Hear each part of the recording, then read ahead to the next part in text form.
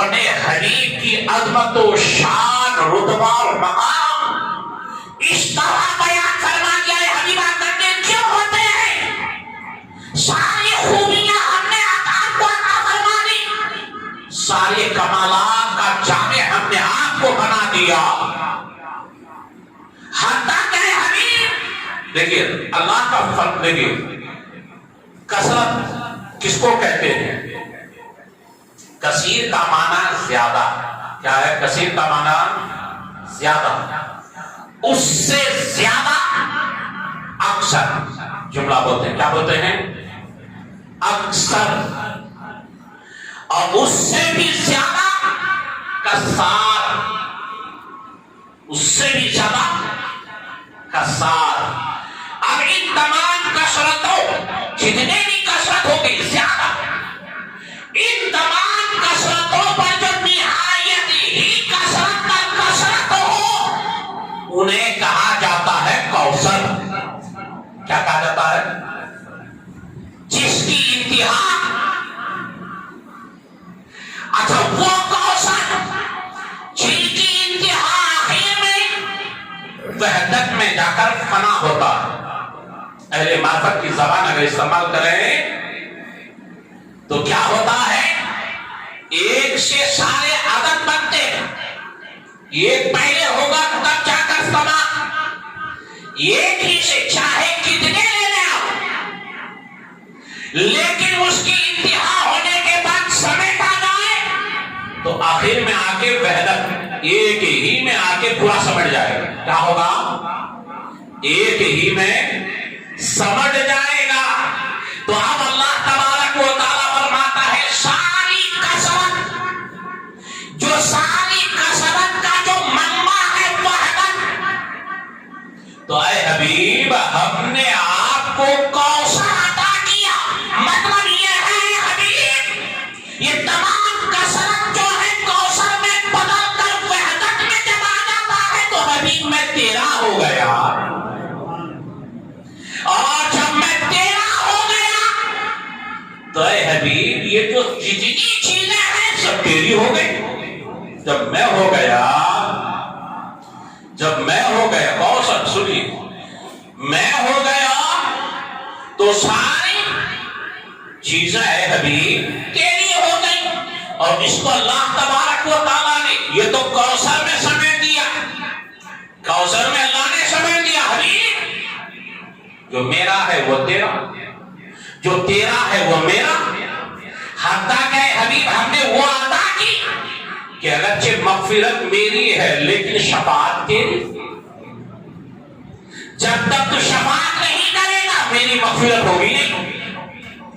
تو مغفرت میری، شفاعت تیری۔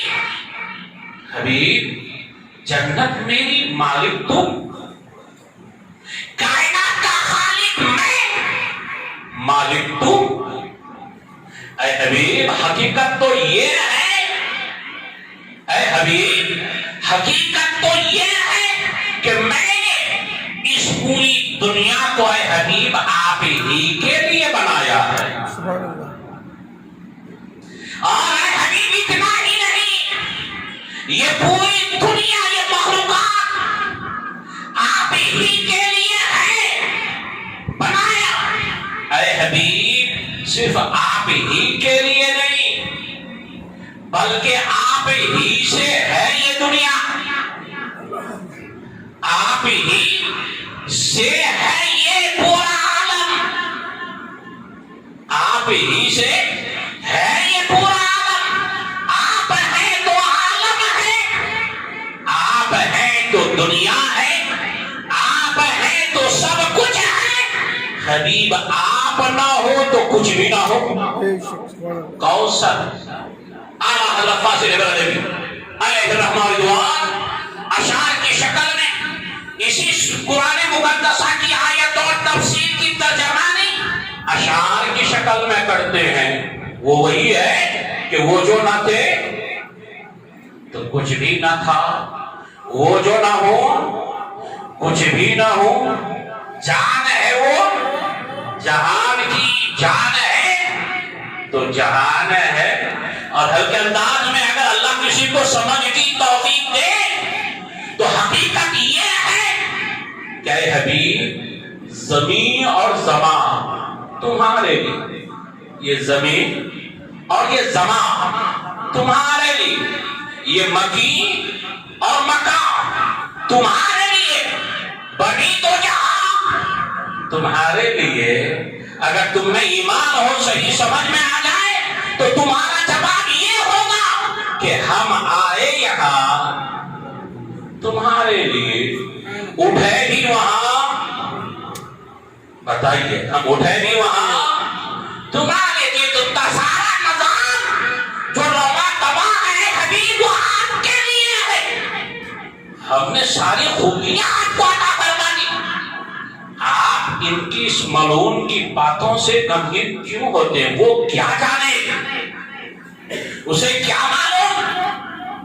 فرش والے تیری شوکت کا علو کیا جانے، فرش والے تیری شوکت کا علو کیا جانے۔ خسرواں عرش پہ اڑتا ہے فریرہ تیرا، اے حبیب زمین میں بسنے والے آپ کے مہار کو کیا جانے، عرش کے اوپر بھی آپ کا جھنڈا لہرا رہا ہے، سبحان اللہ، کیا جانے، کیا معلوم ہے یہ؟ کچھ بھی نہیں ہے، کچھ نہیں جانتا۔ تو اے حبیب ان کی باتوں سے آپ آبدیدہ نہ ہو، رنگین نہ ہو۔ اگر کفار یہ سمجھتا ہے کہ آپ کے بیٹے انتقال کر گئے تو آپ کی نسل ختم، اے حبیب ہم آپ کی نسل کو قیامت تک باقی رکھیں گے، خونی نسل کو بھی قیامت تک۔ وہ سمجھتا ہے لڑکوں کے ذریعہ حق قدرت واقع ہے، ہم ان کی بیٹی کے ذریعہ ان کی نسل کو قیامت تک۔ آج دیکھیے ابو جہل کی کوئی اولاد، ابو لہب، عتبہ، شیبہ، یہ عاص بن وائل جنہوں نے اعتراض کیا تھا، جو سرکار کو آبادہ کہا معاذ اللہ ہے، لیکن آج دیکھیے سرکار کی اولاد پوری دنیا کے چپے چپے میں سادات آپ کو ملے۔ تو اے حبیب آپ ان سے غمزدہ کیوں ہوتے ہیں، غمگین کیوں ہوتے ہیں؟ آپ آگے دیکھیے پہلا جملہ یہ ہوا، اب آپ کو سمجھ میں آ سکتا ہے جب اس نے ابتر کہا سرکار کو اور اللہ تعالیٰ اپنے حبیب کی شان، تو یہ کوئی جواب دکھ رہا ہے بظاہر؟ ان کو جواب ہونا چاہیے تھا نا،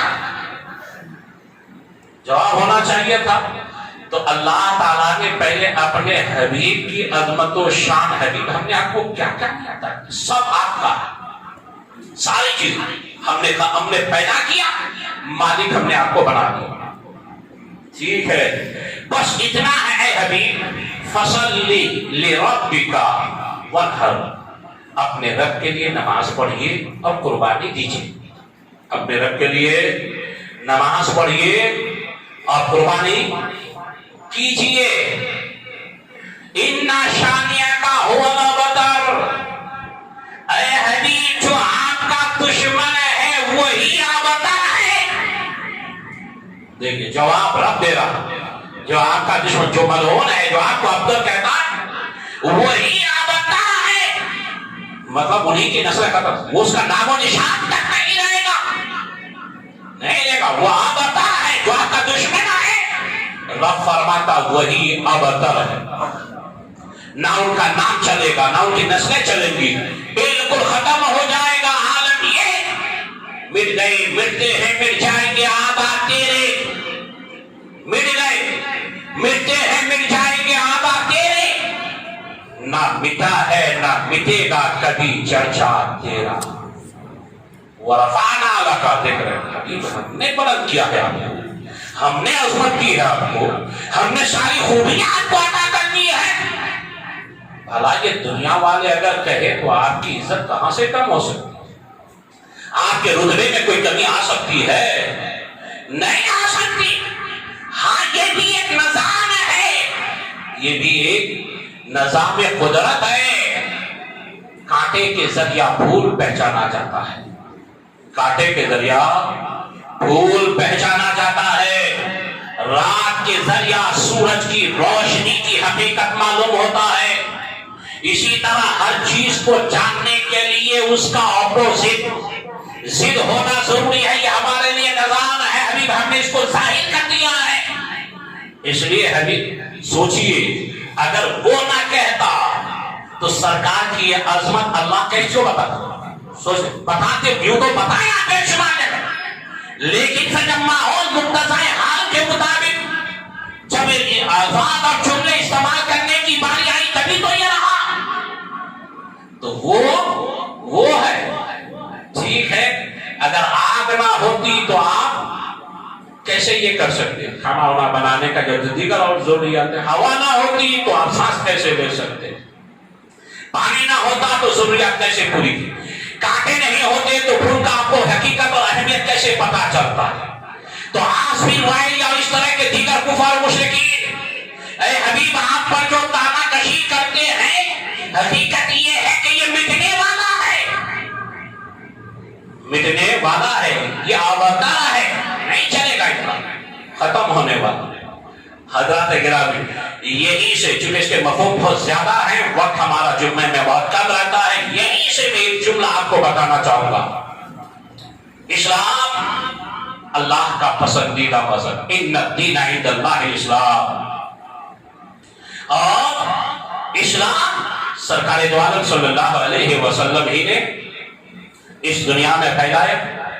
ٹھیک ہے, اور مصطفیٰ جان رحمت صلی اللہ علیہ وسلم تمام کائنات میں, تمام مخلوقات میں سب سے افضل وہ آلہ ہے, سب سے افضل وہ آلہ. اسلام بہترین دین. سرکار کی حیات ظاہرہ میں سرکار پر کیچڑ اچھالا گیا. اسلام کو نیست و نابود کرنے کے لیے کتنی سازشیں ہوئی. اس لیے کہ ہر اچھی چیز پر حسد کی نظر ڈالی جاتی ہے. لوگ اسی درخت پر پھل یعنی پتھر مارتا ہے جس پر پھل ہو. اس لیے کہ اسلام نہایت جامع اور نہایت اللہ کا پسندیدہ دین ہے. لا محالہ جگہ اتنا پسندیدہ ہے, اور ہمارے لیے جو رہنما اور رہبر ہے, قانون اور ضابطہ اصول ہے, وہ ہے جو اللہ نے ہم پر احسان فرمایا, اپنا کلام قرآن مجید اپنے حبیب کے ذریعہ ہمیں عطا فرمایا, جس میں سارے اور دنیا کا کوئی ایسا قانون ہے ہی نہیں جو قرآن کے کسی اس میں آنکھ اٹھا سکے, یہ کر سکے. اسلام کے جتنے احکام ضابطے اصول ہیں ہو ہی نہیں سکتا کسی اور دین میں اسی طرح مکمل طور پر جامع اور نہایت ہی بہتر پسندیدہ ہو. اس لیے اس دور میں بھی سرکار دو عالم صلی اللہ علیہ وسلم کو معاذ اللہ شہید کرنے کی کتنی کوششیں ہوئی. دانا پانی بند کر دیا گیا, کتنے تک میں سرکار پردہ فرما گئے. اسلام کو مٹانے کے لیے یہودی, نصرانی, عیسائی, نہ جانے کہاں کفار و مشرکین ہر کوششیں کی. تاریخ ہے آپ کو, اے مسلمانوں غور کیجیے, آپ مٹانے کی سازشیں ہوئی, لیکن اسلام مٹا ہے, مٹے گا, قیامت تک نہیں مٹ سکتا. اس لیے کہ اس کی جو حافظ و ناصر ہے یہ اللہ کی ذات ہے, اللہ ہی حافظ و ناصر ہے. قرآن کا کوئی ایک حرف مٹا ہی نہیں سکتا, اس لیے کہ رب کا فرمان ہے اِنَّا نَحْنُ نَزَّلْنَا الذِّكْرَ وَإِنَّا لَهُ لَحَافِظُونَ. ہم نے ہی قرآن کو نازل کیا اور اس کی حفاظت کا ذمہ ہمارا ہے. جب تک اللہ تبارک و تعالی چاہے سوا قیامت دنیا جب تک رہے گی قرآن کے ایک حرف پر آنچ آ نہیں سکتا, نہیں آ سکتا.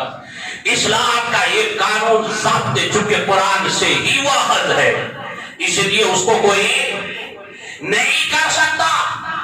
اس لیے یہودی, نصرانی, کفار و مشرکین جس قدر بھی ہے ہر طاقت استعمال کر رہا ہے, چونکہ وہ شیطانی قوت ہے, شیطانی طاقت ہے, اور شیطانی قوت اور طاقت کا مفہوم و مطلب یہ ہے کہ وہ ہر اعتبار سے اسلام کو مٹانے کے لیے، اس پر کیچڑ اچھالنے کے لیے کوشش میں لوگوں کو ابھارتا ہے اتنا جانتے ہیں، جب ابھارنے کی کوششیں کرتا ہے اسی لیے وہ شیطانی سازش ہی ہے کہ آج اسلام پر ہاتھ ہی نہیں، ہر دور میں کس قدر کیچڑ اچھالے گئے، کچھ بھی کیا گیا، قانون بدل دو، قرآن کی آیت کو نکال دو، معاذ اللہ جب وہ حد سے آگے بڑھتا ہے تو ابھی 4 دن پہلے کا واقعہ ہے، قرآن کے عظیم نسخے کو معاذ اللہ جلایا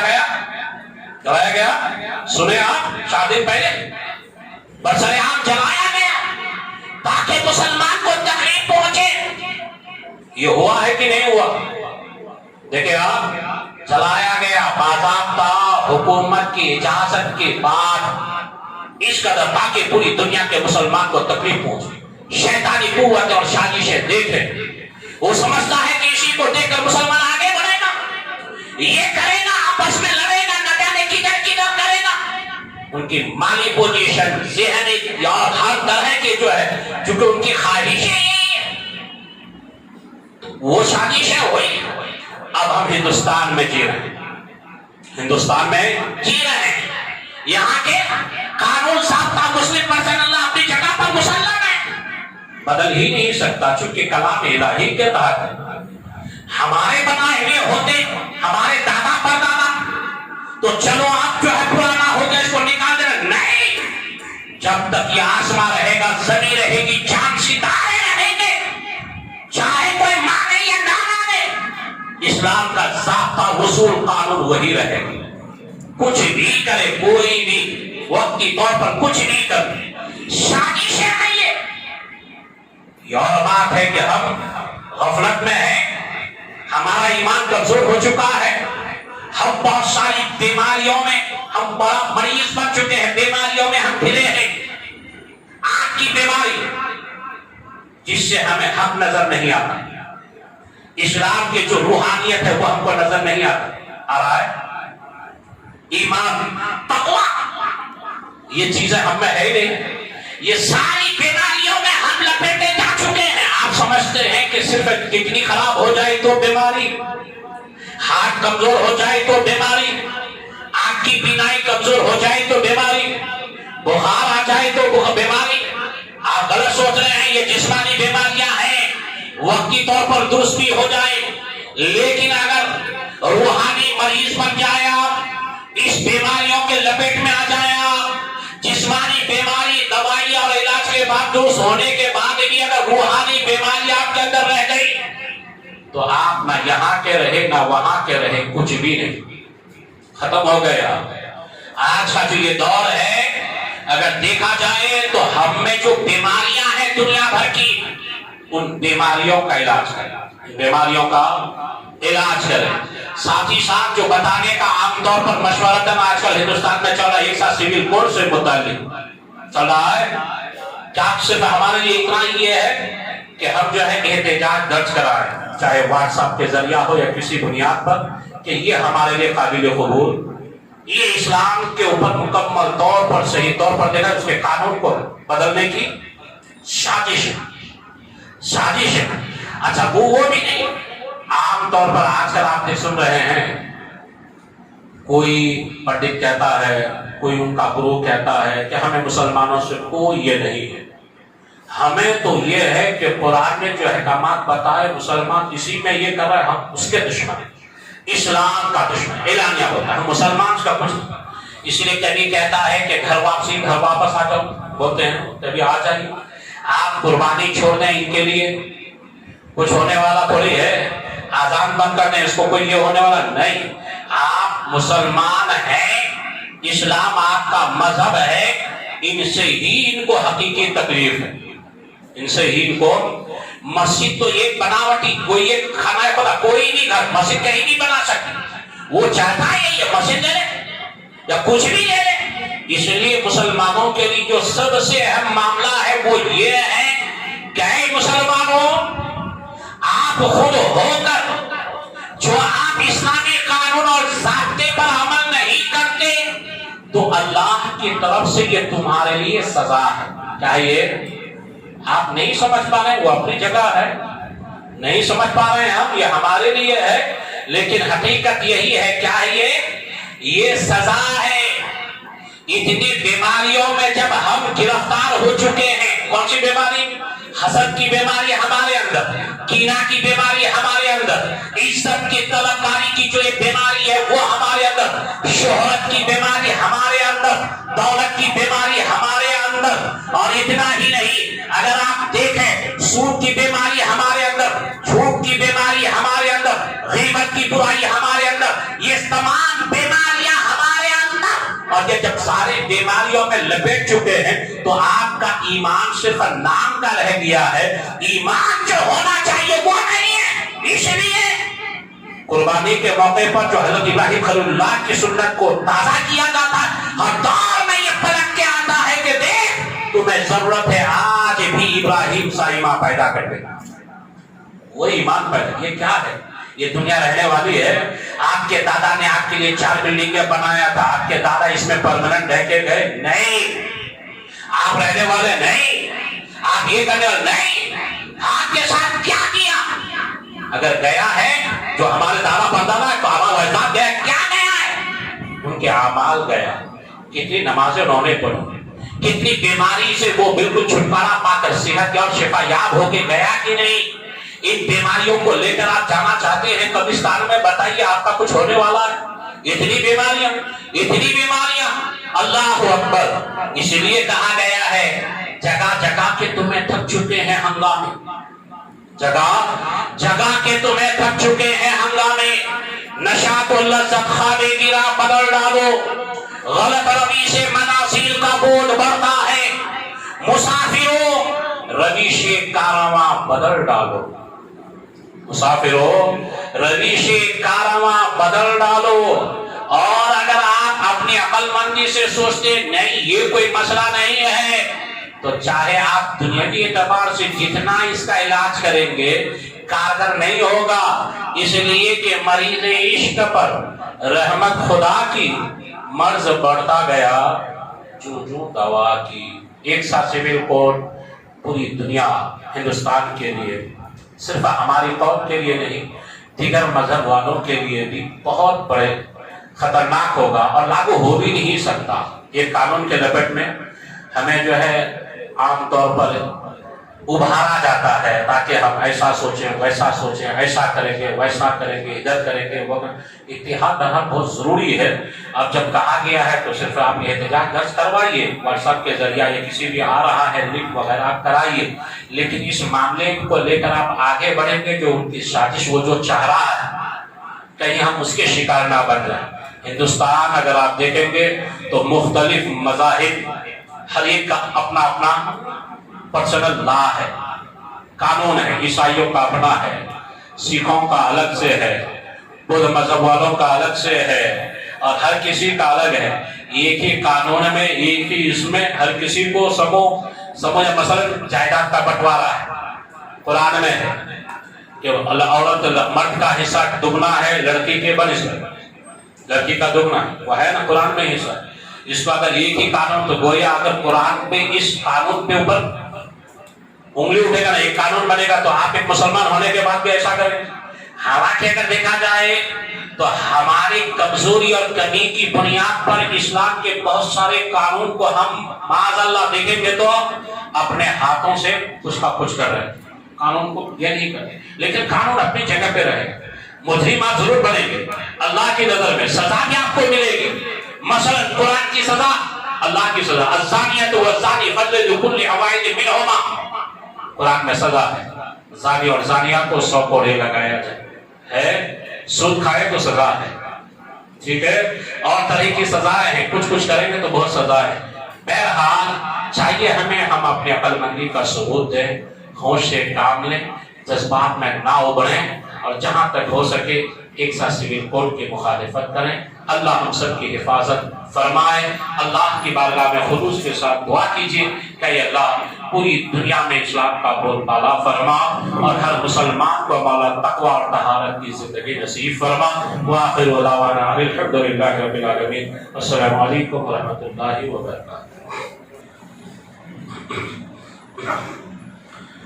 الحمد لله الذي فضل سيدنا ومولانا محمدا صلى الله تعالى عليه وسلم وبارك عليه وعلى كل من هو محبوب ومريد لديه صلاة تبقى وتدوم بدوام الملك الحي القيوم وأشهد أن لا إله إلا الله وأشهد أن محمدا عبده ورسوله أما بعد فأعوذ بالله من الشيطان الرجيم فمن يعمل مثقال ذرة خيرا يراه ومن يعمل مثقال ذرة شرا يراه بارك الله لنا ولكم في القرآن العظيم ونفعنا وإياكم بالآيات والذكر الحكيم إنه تعالى ملك كريم جواد رؤوف رحيم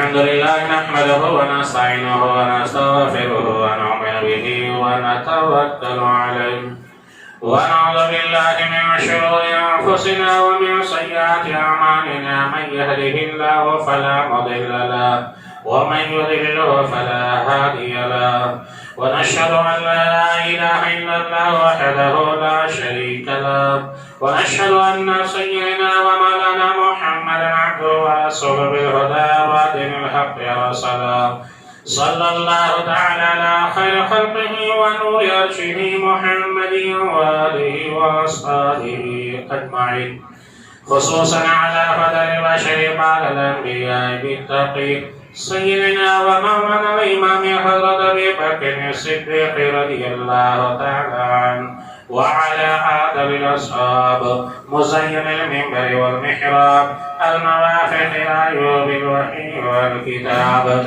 سيدنا ومولانا الإمام حضرة عمر بن الخطاب رضي الله تعالى عنه وعلى جامع القرآن كامل الحياء والإيمان سيدنا ومولانا الإمام حضرة عثمان بن عفان رضي الله تعالى عنه وعلى سيد الله الغالب إمام المشارق والمغارب سيدنا ومولانا الإمام حضرة علي بن أبي طالب كرم الله تعالى وجهه الكريم وعلى الإمامين الهمامين السيدين الشهيدين أبي محمد الحسن وأبي عبد الله الحسين رضي الله تعالى عنهما وعلى أمهما سيدة النساء فاطمة الزهراء رضي الله تعالى عنها وعلى أمه الشريفين المطهرين من الأنصار حمزة والعباس وعلى الستة الباقية من العشرة المبشرة وسائر الصحابة والتابعين رضوان الله تعالى عليهم أجمعين عباد الله رحمكم الله إن الله يأمر بالعدل والإحسان وإيتاء ذي القربى وينهى عن الفحشاء والمنكر والبغي يعظكم لعلكم تذكرون وذكر الله تعالى أعلى وأولى وعز وجل وأتم وأهم وأعظم وأكبر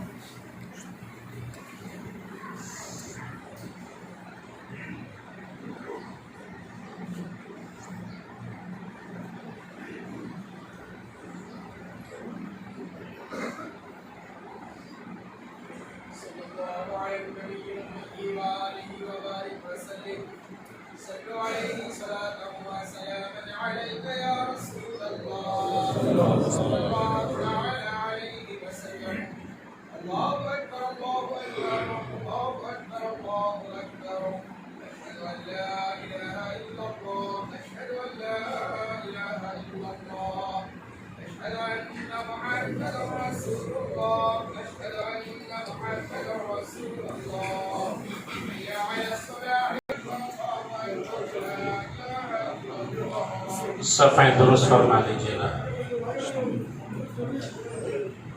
اللہ